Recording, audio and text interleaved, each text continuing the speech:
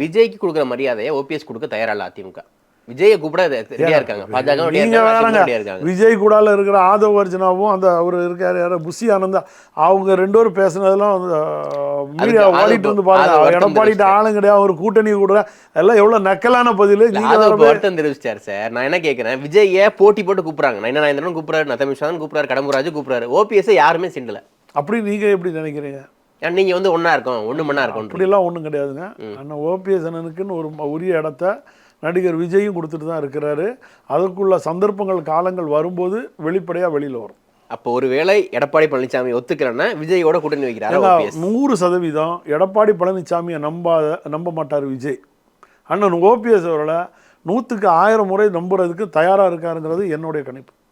நடிகர் விஜய், அதாவது எனக்கு வந்த தகவல் பேச்சுவார்த்தையிலே ஒரு சில ஆட்களோட, ஏன்னா எனக்கும் சினிமா துறையில் நட்பு உண்டு, எங்களுக்கும் ஒரு சில விஷயங்கள் தெரியும். பேசும்போது நடிகர் விஜய் அவர் அண்ணன் ஓபிஎஸ் அவரை நம்பலாம், ஆனால் எடப்பாடி பழனிசாமியை நம்ம நம்ப முடியாது. இது வந்து ஆதவ் அர்ஜுனா, புஷி ஆனந்த் இவங்க சொல்கிற கருத்து இல்லை. நடிகர் விஜய் அவரே வந்து தாவேகா தலைவர், இப்போதைக்கு தாவேகா தலைவர் விஜய் அவர்களே மனசில் இருக்கிற ஆழமாக பதிஞ்சிருக்குது.